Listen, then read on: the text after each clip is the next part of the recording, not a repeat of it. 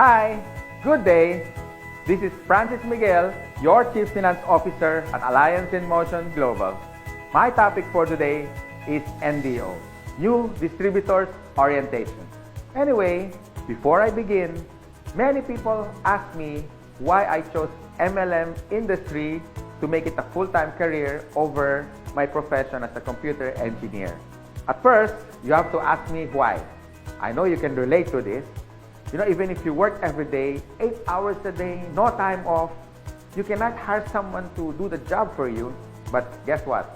The boss will always make the money. You see, no work, no pay. It's always a linear income. But in MLM, I learned more than 20 years ago. They call it the law of leverage. Or in other words, multiplication of time through others. Leverage means you multiply your time. These are the things that rich people do that poor people don't. And I learned that at the age of 24. That's why I get rich. Someone asked me, if you want to leverage your time, why didn't I go to traditional business? Well, I witnessed at a young age, my grandparents went into construction business. My parents went into bus transportation and restaurants. And guess what? It's capital intensive. And other than that, you need a lot of experience to begin. And of course, there is so much risk. It's too risky. In traditional business, you always need a big capital. What if your neighborhood has a bigger capital, like if you have a sari-sari store, a small store, and then one day Shoe Mart came along in your area. So what happened? Small fish eaten up by a big fish. Nowadays, I have seen many traditional businesses close shop. They cannot cope up with rentals, with competition, and the important thing, innovation. And the worst part is, if you don't innovate, you're going to evaporate. Why? Because here is the trend. You can do business locally, but expand your market globally. Because nowadays, online is the thing. If you don't do that, soon enough, your game is over.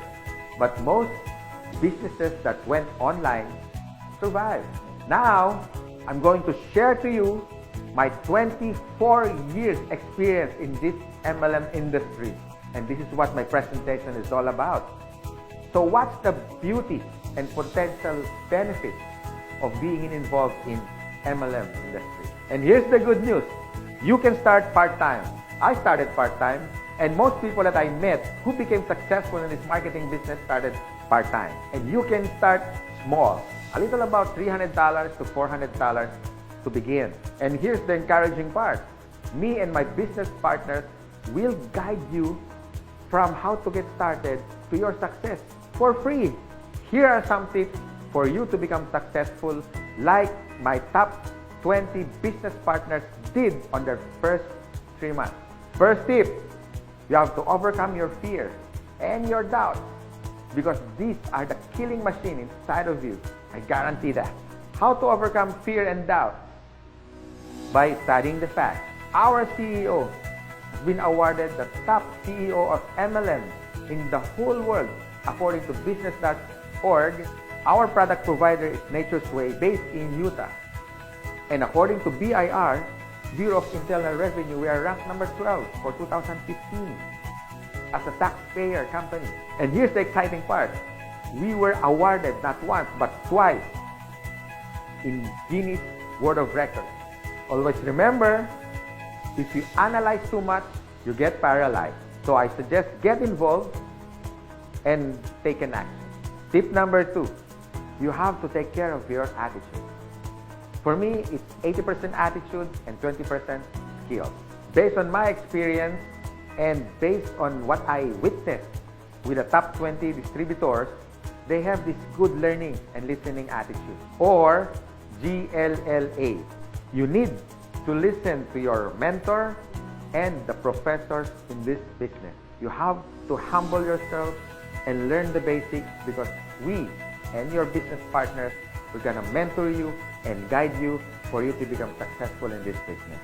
My third tip, you have to have this belief system. Believe in our company, believe in the product by simply using it. Before you share it to others, you have to use it. And third, There's people who will guide you and mentor you, especially the professors in this industry. These things are free. My fourth tip is all about commitment. You can try, you can do your best, or you can do whatever it takes. But what's worked for me and even for the top distributors and your mentor as well, they have this whatever it takes commitment. The guarantee for success. And my fifth tip, be prepared for discouragement. Some of them are your relatives. Surprisingly, they are your close friends, co-workers. I mean, they're everywhere. But here's my formula that worked for me.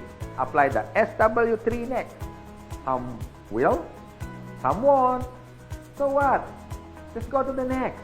Move on. My sixth tip for you to succeed. Always maintain that enthusiasm. Be excited.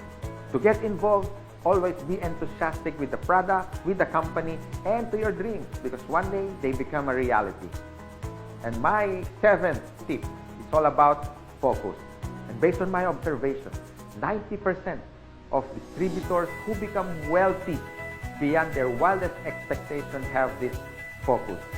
You can focus your energy in building your leaders, the leadership skills in you. You can also focus on building relationships. You can focus on money management, and the bottom line is good health.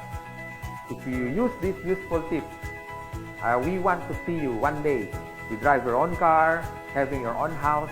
You can have more time with your family, quality time, if you focus yourself with this business. And this is my effective tip for you to succeed. You have to have a goal. So it's all about goal setting and be smart. It means specific, measurable, attainable, realistic, and of course, it has to have a time bound. I would suggest make a dream board because you are now practicing the law of attraction. Always remember, a goal is a dream with a deadline. By following my useful tips, I know one day you will be successful. You can drive your own car, you can have your own house, more quality time with your family, more leaders that you develop along the way. You have built relationships, but the bottom line is for you to stay successful and ongoing success, you have to have a humility. Because humility humiliates poverty, from African proverb.